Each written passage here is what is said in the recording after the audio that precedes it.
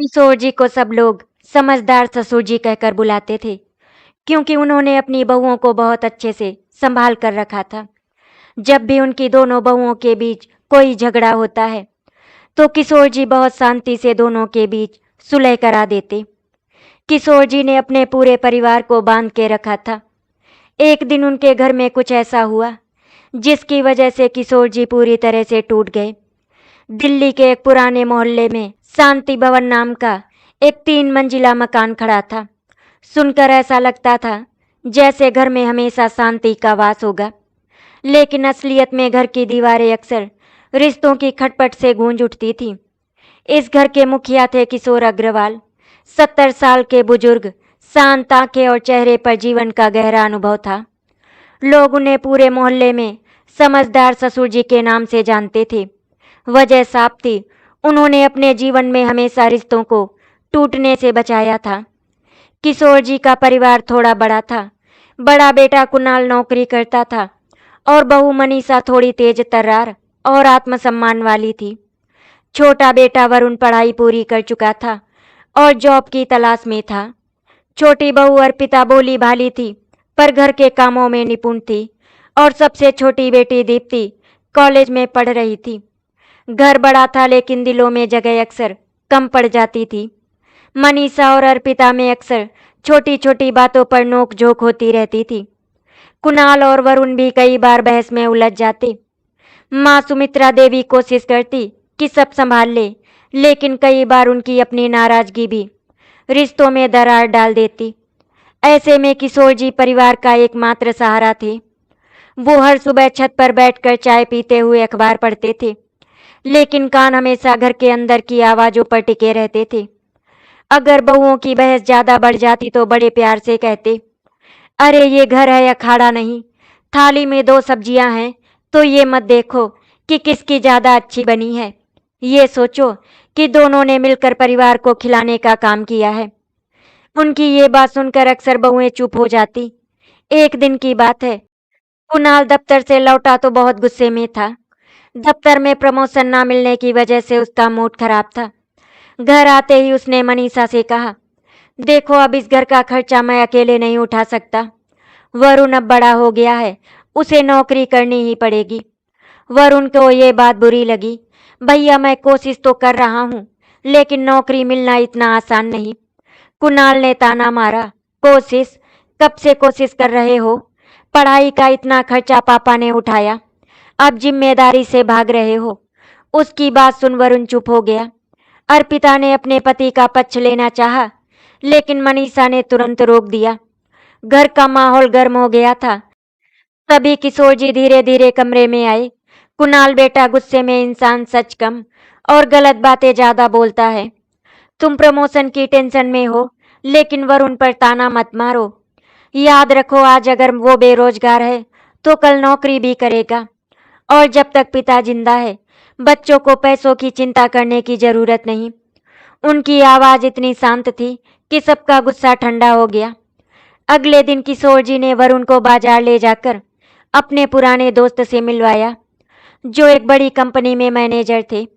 उनकी सिफारिश से वरुण को इंटरव्यू का मौका मिला। वरुण बोला, पापा आपने तो मेरी जिंदगी ही बदल दी। किशोर मुस्कुराए, बेटा यही तो बड़ों का काम है, बच्चों के लिए रास्ता बनाना। घर में बहस करना आसान है, लेकिन घर वालों का हाथ थामना बहुत मुश्किल। वरुण की आंखों में आंसू थे। धीरे धीरे घर के हर सदस्य को समझ आने लगा कि समझदार ससुर जी का सहारा ही इस परिवार की असली ताकत है। लेकिन जिंदगी इतनी आसान कहाँ होती है। दोपहर का वक्त था, घर में पंखे चल रहे थे, मगर घर का माहौल ठंडा नहीं बल्कि गरमाया हुआ था। अर्पिता रसोई में सब्जी काट रही थी। मनीषा भी वहीं आई और बोली, अर्पिता दाल तो सुबह ही तूने रख दी थी, अब तक उबल क्यों नहीं रही? अर्पिता ने धीमे स्वर में कहा, भाभी गैस की लौ धीमी कर दी थी ताकि नीचे ना लगे, अभी थोड़ी देर में बन जाएगी। मनीषा का स्वर चढ़ गया, तुझे आता है घर संभालना? इतने सालों से इस घर में हूँ, मुझे पता है कैसे काम करना चाहिए, बस ढीली ढाली रहती है। अर्पिता को बुरा लगा। भाभी मैं अपनी पूरी कोशिश करती हूँ, गलती इंसान से ही होती है, मनीषा झल्ला गई। हर बार बहाना मत बनाया कर। देख लेना, जब मेहमान आएंगे और सब तेरे हाथ का खाना खाएंगे तो समझेंगे कि इस घर की बहू को कुछ बनाना ही नहीं आता। इतना सुनते ही अर्पिता की आंखों में आंसू आ गए। वो चुपचाप चूल्हे के पास बैठ गई। किशोर जी कमरे में बैठे अखबार पढ़ रहे थे। तभी उन्हें बहस की आवाजें सुनाई दी। वो धीरे धीरे रसोई की ओर बढ़े और बोले, क्या हुआ बहुओं, घर में सूरज की रोशनी कम है क्या, जो तुम दोनों आवाजें ऊंची कर रही हो? मनीषा और अर्पिता दोनों चुप हो गईं। किशोर जी ने अर्पिता की आंखों में आंसू देख लिए। उन्होंने हंसते हुए कहा, अर्पिता, तेरे हाथ का बना पराठा मुझे सबसे अच्छा लगता है। और मनीषा, तेरी बनाई खीर तो मोहल्ले में भी मिसाल है। अगर दोनों की कला को जोड़ दिया जाए तो पूरा घर स्वाद से महक उठेगा। उनकी बातों ने माहौल को हल्का कर दिया। अर्पिता मुस्कुराने लगी। मनीषा भी चुप हो गई, लेकिन मन ही मन मनीषा सोचने लगी, पापा हमेशा अर्पिता का पक्ष क्यों लेते हैं? क्या मैं इस घर की बहू नहीं? मुझे तो हर बार समझाते हैं और अर्पिता को डांडस बंधाते हैं। उस रात जब कुणाल घर लौटा तो मनीषा ने शिकायत कर दी, तुम्हारे पापा हमेशा अर्पिता का साथ देते हैं, जैसे मैं इस घर की कोई पराई हूँ। कुणाल को ये बात खटक गई। मनीषा, पापा सबको बराबर मानते हैं, तुझे गलतफहमी हो रही है। मनीषा ने मुंह फेर लिया। गलतफहमी? अच्छा, तो अब तुम भी उनके ही पक्ष में हो। ठीक है, मैं चुप रहूंगी। अर्पिता अपनी सासू माँ के पास गई और धीरे से बोली, माँ जी, भाभी मुझसे नाराज हो जाती हैं। मैं तो बस घर संभालना चाहती हूँ, कहीं मेरी वजह से परिवार में दरार ना आ जाए। सुमित्रा जी ने समझाया, बेटी तू तो सीधी है, लेकिन मनीषा थोड़ी तेज है। समय लगेगा, फिर सब ठीक हो जाएगा। परंतु अर्पिता को भीतर भीतर डर लगने लगा कि कहीं ये मनमुटाव परिवार में कोई खाई ना बना दे। अगले दिन रात को खाना खाने के बाद किशोर जी ने पूरे परिवार को बैठक में बुलाया। सब आश्चर्य में थे कि पापा अचानक क्यों बुला रहे हैं। उन्होंने कहा, आज मैं तुम्हें एक किस्सा सुनाना चाहता हूँ। जब मैं जवान था, उस समय मेरे बड़े भाई और भाभी में अक्सर झगड़ा होता था। घर का माहौल इतना बिगड़ गया था कि एक दिन भाई अलग घर लेने जा रहे थे। तभी मेरे पिताजी ने कहा, एक ही घर की दीवार में अगर दरार पड़ जाए तो बारिश की एक बूंद भी उस घर को खोखला कर देती है। परिवार भी ऐसा ही होता है। अगर दरार पड़ जाए तो रिश्ता चाहे कितना भी मजबूत हो, टिक नहीं पाता। उन्होंने सबकी ओर देखकर कहा, आज मैं वही बात दोहरा रहा हूँ। अगर बहुएं आपस में भिड़ेंगी, भाई भाई से झगड़ेंगे, तो ये घर टूट जाएगा। और अगर घर टूट गया तो समझ लो रिश्तों की नींव हिल जाएगी। इसीलिए बेटा बहू सबको मिलकर रहना होगा। उनकी आवाज इतनी गंभीर थी कि सबने सिर झुका लिया। कुछ दिनों बाद मोहल्ले में एक शादी का निमंत्रण आया। वहां मनीषा की मुलाकात अपनी मायके की रिश्तेदारों से हुई। उन्होंने मनीषा से मजाक में कहा, अरे वाह, अर्पिता तो सबकी चहेती बन गई है। मोहल्ले वाले भी उसी की तारीफ करते हैं। तू तो दब कर रह गई। मनीषा को ये ताना चुभ गया। घर आकर उसका गुस्सा और बढ़ गया। उस रात उसने कुणाल से कहा, देखो, या तो मैं इस घर में रहूंगी या अर्पिता। मुझे बर्दाश्त नहीं होता कि सब उसी की तारीफ करें। कुणाल घबरा गया। ये क्या पागलपन है मनीषा, पापा क्या सोचेंगे? ये घर कैसे टूट सकता है? मनीषा बोली, मुझे नहीं पता, लेकिन अब और नहीं सह सकती मैं। किशोर जी को जब ये बात पता चली तो उनके दिल पर गहरी चोट लगी। वो सोचने लगे, क्या मेरी सारी समझदारी बेकार चली जाएगी? क्या ये घर बिखर जाएगा? उन्होंने ठान लिया कि चाहे जो हो जाए, वो इस घर को टूटने नहीं देंगे। उनकी आंखों में आंसू थे, लेकिन भीतर से वो और मजबूत हो चुके थे, क्योंकि अब शुरू होने वाला था असली संघर्ष, रिश्तों को जोड़े रखने का संघर्ष। रात गहराई थी। सब लोग अपने अपने कमरों में सो चुके थे, लेकिन किशोर जी की आंखों में नींद नहीं थी। मनीषा का अल्टीमेटम, या तो मैं रहूंगी या अर्पिता, उनके कानों में हथौड़े की तरह गूंज रहा था। वो सोचते रहे, कितना आसान है रिश्ते तोड़ना और कितना कठिन है रिश्ते जोड़ना। मैंने पूरी जिंदगी अपने बच्चों को साथ रखने के लिए लगाई, और अब मेरी बहुएं आपस में टूटने को तैयार हैं। उनकी आंखों से आंसू बह निकले, मगर तुरंत पोंछ लिए। नहीं, मुझे हार नहीं माननी। मैं इस घर को बिखरने नहीं दूंगा। सुबह जब अर्पिता पूजा की थाली लेकर आई तो मनीषा ने ताना मार दिया, पूजा पाठ में बड़ी भक्ति आती है, बाकी कामों में तो हाथ ढीला ही रहता है। अर्पिता चुप रही। उसने ससुर जी की ओर देखा। किशोर जी समझ गए कि अब माहौल और गरमाने वाला है। उन्होंने धीरे से कहा, मनीषा बेटा, जब बहू घर के मंदिर में दिया जलाती है ना, तो पूरे घर में भगवान का आशीर्वाद उतरता है। उस समय उसकी आलोचना करना ठीक नहीं। मनीषा ने होंठ भींच लिए और वहां से चली गई।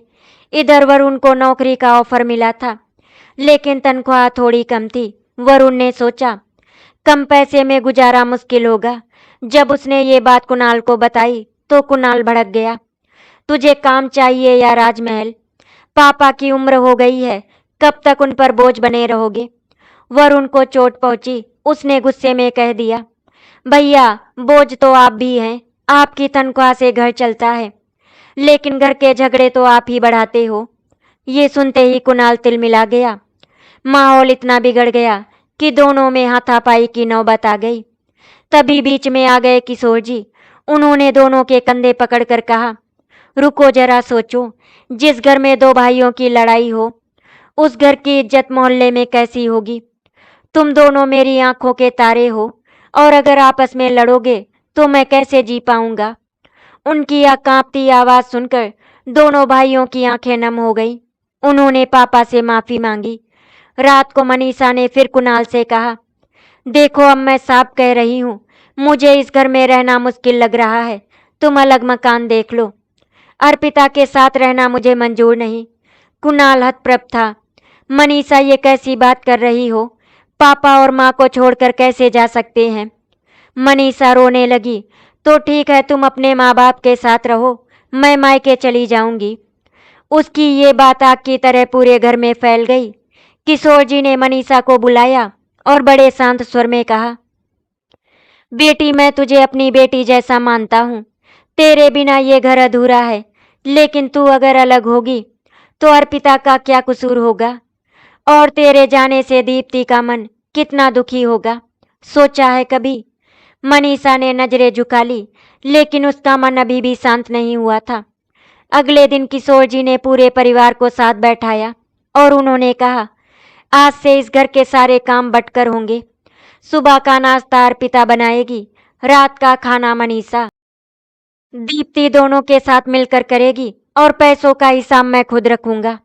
सब हैरान रह गए। मनीषा बोली, लेकिन पापा इससे? किशोर जी ने बात काटी, इससे सबको बराबर का सम्मान मिलेगा। किसी को ये शिकायत नहीं रहेगी कि उसका योगदान कम है, और सबसे बड़ी बात, ये घर मेरा है तो नियम भी मेरे होंगे। उनकी आवाज में ऐसी दृढ़ता थी कि कोई कुछ नहीं कह सका। कुछ दिन बाद जब अर्पिता बीमार पड़ गई तो वही मनीषा उसके लिए दवा लेकर आई। अर्पिता ने कांपते स्वर में कहा, भाभी आप मुझे माफ कर दीजिए, मैं नहीं चाहती थी कि मेरी वजह से आप दुखी हों। मनीषा की आंखों से आंसू बह निकले। नहीं अर्पिता, गलती मेरी थी, मैं ही बेवजह जिद कर रही थी। पापा ने सही कहा था, अगर घर की दीवारों में दरार आ गई तो पूरा घर टूट जाएगा। उस दिन से दोनों बहुओं के रिश्ते में एक नया मोड़ आ गया। लेकिन जिंदगी हमेशा एक सी नहीं रहती। घर के माहौल में थोड़ी शांति आई ही थी कि तभी एक ऐसी घटना हुई जिसने पूरे परिवार की नींव हिला दी। शहर की भीड़ भाड़ और कामकाज के बीच घर का माहौल धीरे धीरे सामान्य हो रहा था। मनीषा और अर्पिता में अब पहले जैसी कड़वाहट नहीं थी। दोनों कोशिश कर रही थी कि घर का काम बांट लें और आपसी तकरार से बचे। एक शाम मोहल्ले में खबर फैली, बैंक में बड़ा घोटाला पकड़ा गया है। जिनका खाता है उन्हें भी तफ्तीश के लिए बुलाया जा रहा है। कुणाल उसी बैंक में अकाउंटेंट था। मोहल्ले के लोग तरह तरह की बातें करने लगे। अरे कुणाल का नाम भी लिस्ट में है, क्या पता वो भी शामिल हो। इतने सालों से बढ़िया कमाई करता है, कहीं काला धन तो नहीं। ये बातें किशोर जी के कानों तक पहुंची। उनका दिल धक धक करने लगा। हे भगवान, मेरा बेटा ऐसा नहीं कर सकता। जैसे ही कुणाल घर पहुंचा, मनीषा रोते हुए बोली, लोग कह रहे हैं कि इस घोटाले में तुम्हारा नाम भी है। ये सब क्या है कुणाल? कुणाल थकान से चूर था। उसने कुर्सी पर गिरते हुए कहा, कुछ नहीं, मैं निर्दोष हूँ, लेकिन अफवाहें ऐसे फैल रही जैसे आग। वरुण भी गुस्से में बोला, भैया अगर आपने सच में कुछ किया है तो। कुणाल भड़क गया, क्या तुम भी मुझ पर शक कर रहे हो? अर्पिता ने माहौल संभालने की कोशिश की, मगर झगड़ा और बढ़ गया। घर फिर से बिखरने लगा। किशोर जी ने सबको शांत किया। उन्होंने कुणाल से कहा, बेटा सच को छिपाने से सच नहीं बदलता। अगर तू निर्दोष है तो डरने की जरूरत नहीं। तू कल खुद जाकर पुलिस को सफाई दे। कुणाल ने पापा का हाथ पकड़ लिया। पापा मुझे आप पर भरोसा है, आप ही मेरा सहारा है। अगले दिन मोहल्ले में और भी अफवाहें फैल गईं। पड़ोसी ताना मारने लगे, देखो समझदार ससुर जी का बेटा भी अब चोर निकला। किशोर जी चुपचाप ये बातें सुनते रहे। उन्होंने किसी से बहस नहीं की, बस मन ही मन सोचते रहे। सच्चाई देर से सामने आएगी, लेकिन आएगी जरूर। कुणाल को पुलिस स्टेशन बुलाया गया। पूरे परिवार का दिल बैठा जा रहा था। मनीषा की आंखें सूजी हुई थी। अर्पिता भगवान से दुआ कर रही थी। वरुण बेचैन था। किशोर जी ने सबको ढांढस बंधाया, डरो मत, अगर कुणाल ने कुछ गलत नहीं किया तो कोई उसे छू भी नहीं सकता। शाम को कुणाल लौटा तो सब दौड़कर उसके पास पहुंचे। उसने थके हुए स्वर में कहा, पुलिस ने पूछताछ की, लेकिन उन्होंने कहा कि सबूत मेरे खिलाफ नहीं है, मामला और लोगों पर है। मुझे सिर्फ गवाह बनना होगा। घर में राहत की सांस ली गई। मनीषा पापा के पैरों में गिर गई। पापा, अगर आप हमें हिम्मत ना देते तो मैं टूट जाती। किशोर जी ने उसके सिर पर हाथ रखा। बेटी, पिता का काम ही यही है, तूफान में बच्चों को सहारा देना। लेकिन मुसीबत यहीं खत्म नहीं हुई। पुलिस जांच से नाम तो साफ हो गया, लेकिन मोहल्ले वालों की जुबान नहीं थमी। कभी पड़ोसन ताना मारती, भाई घोटाले से तो बच गए, लेकिन धुआं वहीं उठता है जहां पर आग होती है। कभी कोई कह देता, बैंक वाले ही जानते हैं अंदर क्या क्या चलता है। इन तानों से मनीषा और कुणाल टूटने लगे। वरुण भी गुस्से में भरने लगा, क्यों सहे हम ये सब, अलग घर ले लेते हैं, यहाँ मोहल्ले वाले जीने नहीं देंगे। घर में फिर से बहस शुरू हो गई। एक रात किशोर जी ने पूरे परिवार को बुलाया। उन्होंने कहा, बेटा अगर हम मोहल्ले की जुबान के डर से घर छोड़ देंगे तो लोग यही कहेंगे कि सच में हम दोषी हैं। भागने से इज्जत नहीं बचती, बल्कि इज्जत तभी बचती है जब हम सच पर अडिग रहें। उनकी आवाज कांप रही थी, मगर आंखों में दृढ़ विश्वास था। हमारा घर वही रहेगा जहां हमेशा से रहा है, और मोहल्ले वालों की बात को हवा मानकर उड़ जाने दो। धीरे धीरे परिवार का मन मजबूत होने लगा। ठीक उसी दौरान दीप्ति कॉलेज में अपने दोस्तों के साथ थी। वहां भी कुछ लड़कियों ने ताना मारा, तेरे भाई पर तो केस चल रहा है, तेरे घर वाले तो बदनाम हो गए। दीप्ति रोते रोते घर लौटी और माँ से लिपट गई। माँ, मैं अब कॉलेज नहीं जाऊंगी, सब मेरा मजाक उड़ाते हैं। किशोर जी ने उसे गले से लगा लिया। बेटी, जब तू सही है तो किसी की बात से डरने की जरूरत नहीं। याद रख, बदनामी से बड़ी बदनामी है सच को छोड़ देना। और तू मेरी बहादुर बेटी है, इतनी जल्दी हार नहीं मानेगी। दीप्ति ने आंसू पोंछे और पापा की आंखों में देखा। वो जान गई कि पापा की ताकत ही पूरे घर की ताकत है। हालांकि कुणाल निर्दोष था, परंतु बैंक में उसकी नौकरी खतरे में आ गई। बैंक ने जांच पूरी होने तक उसे सस्पेंड कर दिया। घर की आमदनी रुक गई। अब परिवार पर आर्थिक संकट का बादल मंडराने लगा।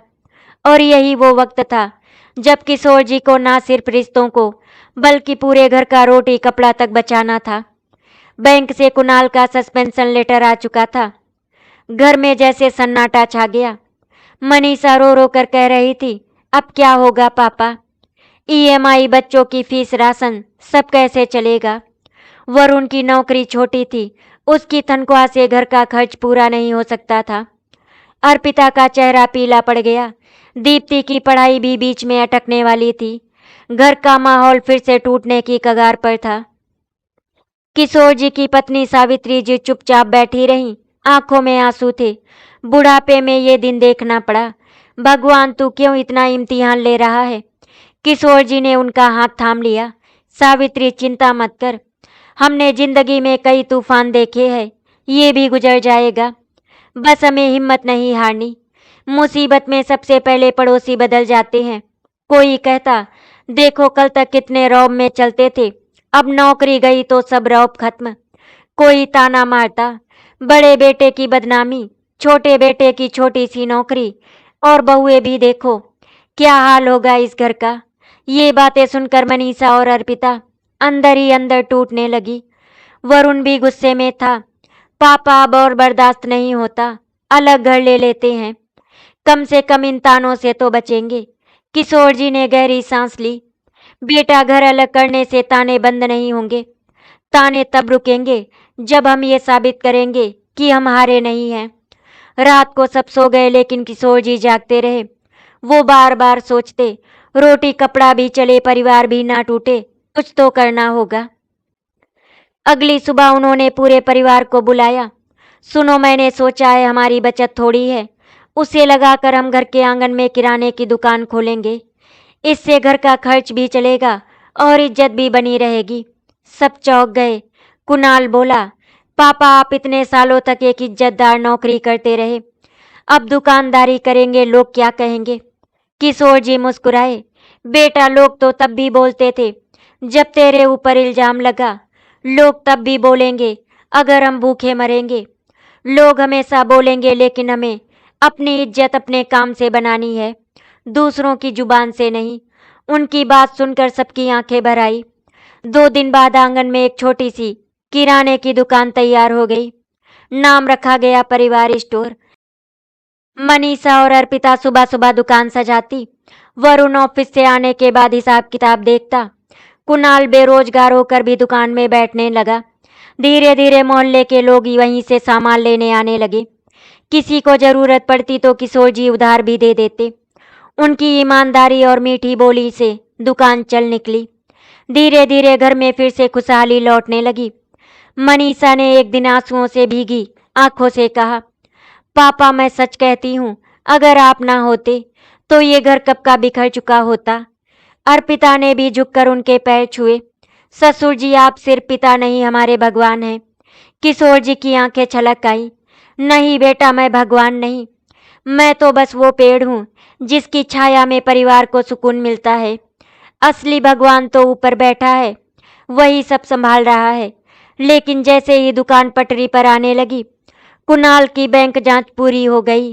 वो निर्दोष साबित हुआ। बैंक ने उसे फिर से नौकरी पर बुलाया। घर में खुशी का माहौल बन गया। कुणाल बोला, पापा अब जब नौकरी मिल गई है तो दुकान बंद कर देते हैं। किशोर जी ने हल्की मुस्कान के साथ कहा, नहीं बेटा, ये दुकान हमारे परिवार की मजबूती की निशानी है, इसे बंद मत करना। नौकरी अपनी जगह है और ये दुकान अपनी जगह, दोनों मिलकर घर की नींव को और मजबूत करेंगे। सबने सहमति में सिर हिला दिया। रात को किशोर जी अकेले बैठे थे। उन्होंने आसमान की ओर देखा और बुदबुदाए, हे प्रभु, तूने मेरी लाज रख ली। मेरी औलाद बिखरे नहीं, यही मेरे जीवन की सबसे बड़ी कमाई है। उनकी आंखों से आंसू बह निकले, लेकिन चेहरे पर संतोष था। कुणाल की नौकरी बहाल हो चुकी थी। बैंक से वापस आने के बाद उसने सबसे पहले पापा के पैर छुए। पापा, आपकी सीख के बिना मैं टूट चुका होता, आपने ही मुझे हिम्मत दी। किशोर जी की आंखों में चमक आ गई। बेटा, याद रखो, हारने वाला वही है जो हार मान ले। हम सब मिलकर खड़े रहे, तभी तू बेदाग साबित हुआ। अर्पिता और मनीषा दोनों के चेहरे पर भी अब मुस्कान थी। दुकान भी धीरे धीरे अच्छी चल रही थी। घर में एक बार फिर से रौनक लौट आई। बच्चे भी अब डर डर कर नहीं रहते थे। दुकान पर जब ग्राहक आते तो छोटा अजय पैकेट थमाते हुए गर्व से कहता, ये दुकान मेरे दादाजी की है। किशोर जी हर बार मुस्कुराकर कहते, नहीं बेटा, ये दुकान हमारी है, पूरा परिवार ही इसकी ताकत है। वही पड़ोसी जो पहले ताने कसते थे अब तारीफ करने लगे। देखो भाई, बूढ़े किशोर ने कैसे घर को संभाल लिया। सच में ऐसे लोग मिसाल होते हैं समाज में। ये बातें सुनकर मनीषा और अर्पिता की आंखें भर आती। दोनों मन ही मन सोचती, ससुर जी ही इस घर के असली स्तंभ है। लेकिन जिंदगी इतनी आसान कहाँ थी। एक दिन अचानक वरुण ऑफिस से उदास होकर लौटा। उसने धीरे से कहा, पापा शायद अगले महीने मेरी नौकरी चली जाए। ये सुनकर सबके चेहरे से खुशी उड़ गई। अर्पिता घबरा गई। हे भगवान, फिर से वही हालत। वरुण गुस्से में बोला, पापा शायद किस्मत ही हमारे घर से रूठ गई है।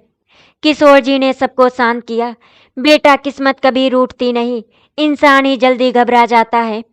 नौकरी जाएगी तो क्या हुआ, हमारे पास मेहनत करने वाले हाथ हैं और यही सबसे बड़ी दौलत है।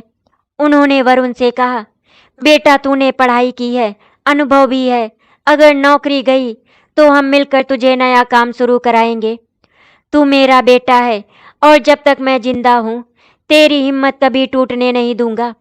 वरुण की आंखों से आंसू बह निकले। वो पापा के गले लग गया। उस रात सारा परिवार फिर से किशोर जी के कमरे में बैठा। अर्पिता ने धीरे से कहा, पापा आप सच में भगवान का रूप हैं। अगर आप ना होते तो हमारा परिवार कब का बिखर गया होता। मनीषा ने भी सिर झुकाकर कहा, आप हमारे लिए सिर्फ ससुर जी नहीं बल्कि पिता से भी बढ़कर हैं। किशोर जी ने सबको देखा और गहरी आवाज में बोले, बेटा परिवार वही है जो हर तूफान में साथ खड़ा रहे। सुख दुख आते जाते रहेंगे, लेकिन अगर हम साथ हैं तो कोई ताकत हमें हरा नहीं सकती। वरुण की नौकरी जाना। कुछ ही दिनों बाद वरुण कागज हाथ में लेकर आया और चुपचाप चारपाई पर बैठ गया। चेहरा पीला पड़ गया था। अर्पिता घबराई हुई थी। क्या हुआ जी, ये कागज क्या है? वरुण की आंखों से आंसू निकल पड़े। अर्पिता, मेरी नौकरी चली गई, अब हम क्या करेंगे? पूरा घर सन्न रह गया। कुणाल जो अभी अभी नौकरी पर वापस लौटा था, भाई को ढांढस बंधाने लगा, लेकिन माहौल भारी था। किशोर जी ने कागज देखा और मुस्कुराए। सब चौंक गए। नौकरी जाने के बाद भी ये कैसे मुस्कुरा रहे हैं? उन्होंने कहा, बेटा वरुण, नौकरी जाना दुख की बात नहीं है। दुख की बात तब होती जब इंसान खुद को बेकार समझ ले। तू पढ़ा लिखा है, होशियार है, अब तक तू किसी और के लिए काम करता था, अब तू खुद के लिए काम करेगा। वरुण हैरान होकर बोला, लेकिन पापा मेरे पास पूंजी कहाँ है, व्यापार कैसे करूंगा? किशोर जी ने दृढ़ स्वर में कहा, पूंजी पैसे से नहीं हिम्मत से बनती है। पैसा तो मैं गहनों और थोड़ी सी बचत से जुटा दूंगा, लेकिन हिम्मत तुझे खुद जुटानी होगी। किशोर जी ने वरुण को साथ लेकर बाजार का चक्कर लगाया। उन्होंने देखा कि इलाके में कंप्यूटर और प्रिंटर की दुकानें बहुत कम थी, जबकि कामकाज और बच्चों की पढ़ाई के लिए हर जगह प्रिंटिंग और ऑनलाइन फॉर्म भरने की जरूरत बढ़ गई थी। उन्होंने कहा, वरुण तू कंप्यूटर जानता है, क्यों ना हम सब एक साइबर कैफे और स्टेशनरी की दुकान खोले। बच्चे पढ़ाई के लिए आएंगे, लोग कामकाज के लिए आएंगे और साथ ही स्टेशनरी की बिक्री भी होगी। वरुण की आंखों में चमक आ गई। पापा, ये तो सचमुच अच्छा विचार है। दुकान का नाम रखा गया, family cyber and stationery. Arpita stationery का ध्यान रखती, वरुण कंप्यूटर और प्रिंटिंग का काम करता, कुणाल भी कभी कभी मदद कर देता। धीरे धीरे दुकान चल निकली। बच्चे वहां पढ़ाई के काम के लिए आने लगे, लोग ऑनलाइन फॉर्म भरवाने लगे। घर की आमदनी अब दोगुनी हो गई थी। एक तरफ किराने की दुकान, दूसरी तरफ साइबर कैफे और स्टेशनरी। जो पड़ोसी पहले ताने कसते थे अब तारीफ करने लगे। देखो बूढ़े किशोर ने तो कमाल कर दिया, बेटों की नौकरी गई लेकिन घर की इज्जत और रोजी दोनों बचा ली। मनीषा और अर्पिता गर्व से मुस्कुराती। बच्चे भी कहते, हमारे दादाजी सबसे समझदार हैं। एक शाम वरुण दुकान बंद करके पापा के पास आया। उसने उनके पैरों पर हाथ रख दिया और रोते हुए बोला, पापा मैं सोच रहा था कि नौकरी खोकर मैं बर्बाद हो गया, लेकिन आपने साबित कर दिया कि आपकी समझदारी ही हमारी सबसे बड़ी ताकत है। आज मुझे लगता है कि अगर आप ना होते तो हम सब भिखारी बन जाते। किशोर जी ने बेटे को गले से लगाया और कहा, बेटा याद रखो, नौकरी इंसान को रोजगार देती है, लेकिन हिम्मत और समझदारी इंसान को जीवन भर सम्मान देती है। पूरा परिवार भावुक होकर रो पड़ा। अब घर में खुशियां लौट आई थी। किराने की दुकान और साइबर कैफे दोनों अच्छे से चल रहे थे। बच्चों की पढ़ाई भी ठीक ठाक हो रही थी। किशोर जी को गर्व था कि उनकी समझदारी और सबकी मेहनत से परिवार न सिर्फ संभल गया बल्कि तरक्की भी करने लगा। लेकिन इंसान की खुशी अक्सर दूसरों की आंखों को चुभ जाती है। पड़ोस के चचेरे रिश्तेदार रामलाल और उनकी पत्नी शोभा अब मन ही मन जलने लगे थे। रामलाल अक्सर कहता, देखा बूढ़े किशोर ने तो सबको नचा कर रख दिया। बेटों की नौकरी गई तो भी दुकान खोल दी, साइबर कैफे भी खोल दिया। अब तो इनका नाम मोहल्ले में हर जगह लिया जा रहा है।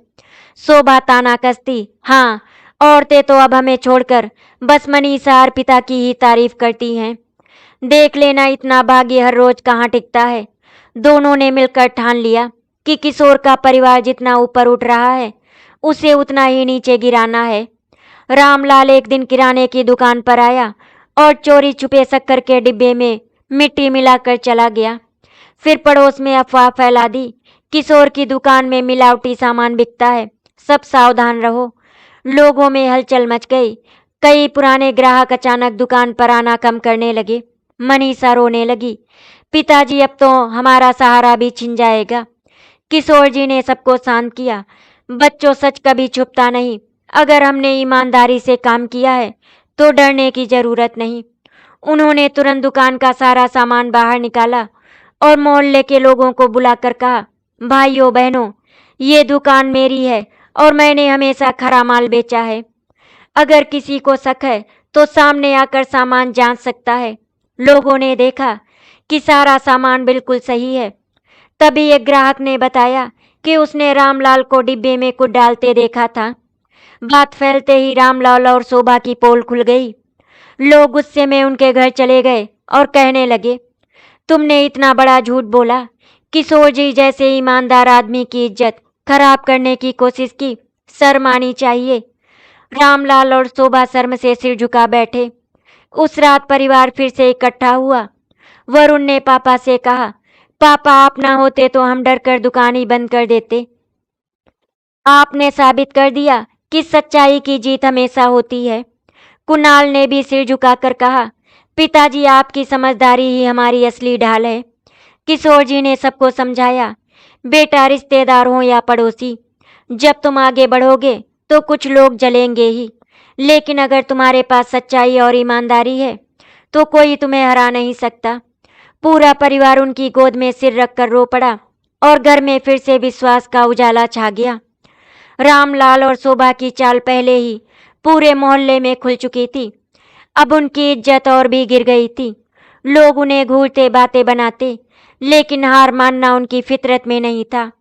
रामलाल ने शोभा से कहा, अगर हम इस तरह चुप बैठ गए तो लोग हमें हमेशा नीचा दिखाते रहेंगे। अब हमें ऐसा वार करना होगा कि किशोर और उसका परिवार सालों तक कोर्ट कचहरी के चक्कर लगाते रहे। दोनों ने आपस में मिलकर एक झूठा केस डालने की योजना बनाई। रामलाल ने अपनी कुछ जान पहचान का इस्तेमाल करके थाने में शिकायत लिखवाई कि किशोर की दुकान से नकली दवाइयां बेची जा रही हैं, जिससे एक बच्चे की तबीयत बिगड़ गई। पुलिस अचानक दुकान पर पहुंची। मनीषा और अर्पिता घबराकर बच्चों को पीछे ले गई। वरुण और कुणाल भी सकते में आ गए। किशोर जी ने शांत स्वर में पूछा, अधिकारी जी क्या बात है? पुलिस ने कड़क आवाज में कहा, हमारे पास शिकायत आई है कि यहाँ नकली सामान बेचा जा रहा है, हमें जांच करनी होगी। पूरे मोहल्ले के लोग इकट्ठा हो गए। रामलाल और शोभा दूर खड़े मुस्कुरा रहे थे, जैसे उन्हें जीत की उम्मीद हो। पुलिस ने दुकान की तलाशी शुरू की, लेकिन हर डिब्बा, हर पैकेट, हर रजिस्टर बिल्कुल सही निकला। यहाँ तक कि बिल और टैक्स रसीदें देखकर अधिकारी भी दंग रह गए। पुलिस इंस्पेक्टर बोला, आपका काम बिल्कुल साफ सुथरा है, लगता है कोई झूठी शिकायत करके आपको फंसाना चाहता है। लोगों ने तुरंत रामलाल और शोभा की ओर इशारा किया। भीड़ गुस्से से चिल्लाने लगी, यही है पीछे के खेल के मास्टर, ये दोनों बार बार झूठ फैलाते हैं। किशोर जी ने सबको शांत किया, गुस्सा करने से कुछ नहीं होगा। अगर ये बार बार हमें गिराने की कोशिश करते हैं तो हमें कानून का सहारा लेना चाहिए। झूठे आरोप लगाने वालों को भी सबक मिलना चाहिए। उन्होंने उसी समय थाने जाकर लिखित शिकायत दर्ज कराई कि उन पर झूठे आरोप लगाकर व्यापार और इज्जत को नुकसान पहुंचाने की कोशिश की गई है। केस की जांच हुई और सबूतों के आधार पर साफ हो गया कि रामलाल और शोभा ने ही साजिश रची थी। पुलिस ने उन्हें चेतावनी देकर छोड़ तो दिया, लेकिन अब उनकी इज्जत पूरी तरह मिट्टी में मिल गई। रामलाल घर आकर बोला, शोभा, ये बूढ़ा हर बार मजबूत होकर निकलता है। शोभा ने कड़वाहट से कहा। सही कहा, शायद इसी को लोग समझदारी कहते हैं। उस रात वरुण बोला, पापा, आपने हमें सिखाया कि सिर्फ सच्चाई से ही नहीं बल्कि समझदारी से भी लड़ाई जीतनी पड़ती है।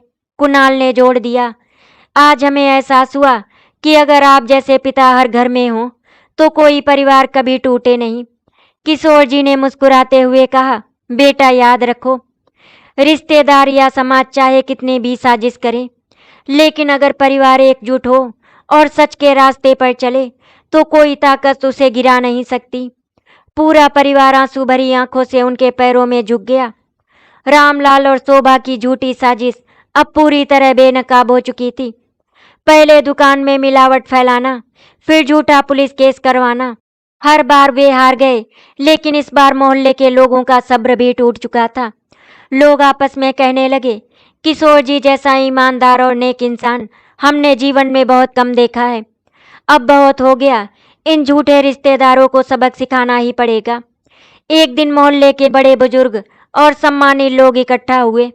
सबने मिलकर फैसला किया कि रामलाल और शोभा को सार्वजनिक रूप से बुलाकर उनकी करतूतों का हिसाब लिया जाएगा। पंचायत में सबके सामने रामलाल और शोभा को बुलाया गया। मोहल्ले के बुजुर्ग बोले, तुम दोनों ने बार बार झूठ बोलकर चाले चलकर किशोर जी की इज्जत खराब करने की कोशिश की। ऐसा क्यों किया? क्या यही रिश्तेदारी का धर्म है? रामलाल ने शर्म से सिर झुका लिया, पर शोभा अभी भी बहाने बनाने लगी। हमने तो बस सुनी सुनाई बात पर, लेकिन लोग गुस्से में बीच में बोल उठे, चुप रहो, अब कोई तुम्हारी झूठी बात नहीं सुनेगा। पंचायत ने उसी समय ऐलान किया, किशोर जी ने न सिर्फ अपने परिवार को संभाला बल्कि पूरे मोहल्ले का नाम ऊंचा किया। आज से हम इन्हें मोहल्ले के संरक्षक का दर्जा देते हैं। हर बड़ा फैसला इनके मार्गदर्शन में ही होगा। लोगों ने तालियां बजाई और किशोर जी को माला पहनाई। उनकी आंखों से आंसू बह निकले। उन्होंने हाथ जोड़कर कहा, भाइयों बहनों, ये सम्मान मेरा नहीं बल्कि मेरे परिवार का है। अगर मेरी पत्नी, बेटा, बेटी और बहुएं मेरा साथ ना देती तो मैं इतना मजबूत कभी नहीं हो पाता। ये दृश्य देखकर रामलाल और शोभा जल भुनकर रह गए। अब पूरा मोहल्ला उनसे दूरी बनाने लगा। बच्चे भी उन्हें देखकर कहते, ये वही लोग हैं जो दूसरों की खुशियों में जहर घोलते हैं। रामलाल घर लौटकर बोला, शोभा, हमने किशोर को गिराने की कोशिश की, लेकिन हर बार वे और ऊंचे उठते चले गए। शोभा की आंखों से आंसू निकल पड़े। हाँ, शायद सच्चाई। उस रात घर लौटकर वरुण ने कहा, पापा, आज तो पूरा मोहल्ला आपका नाम ले रहा है। हमें गर्व है कि हम आपके बेटे हैं। अर्पिता और मनीषा ने भी आंसू पोंछते हुए कहा, पिताजी, आपके बिना ये घर, ये परिवार, ये इज्जत कुछ भी नहीं होता। किशोर जी ने सबको गले लगाते हुए कहा, याद रखो बच्चों, जब परिवार एकजुट हो और दिलों में ईमानदारी हो तो पूरा समाज तुम्हारा साथ देने लगता है, और जब समाज साथ हो तो कोई भी दुश्मन तुम्हें हरा नहीं सकता। घर में ढेरों दुआएं और खुशियों की लहर छा गई। किशोर जी की समझदारी ने परिवार को कभी टूटने नहीं दिया। आशा करती हूँ आपको हमारी कहानी अच्छी लगी होगी। अगर आपको हमारी कहानी अच्छी लगी तो वीडियो को लाइक एंड शेयर करें, चैनल को सब्सक्राइब करें। वीडियो देखने के लिए आपका धन्यवाद।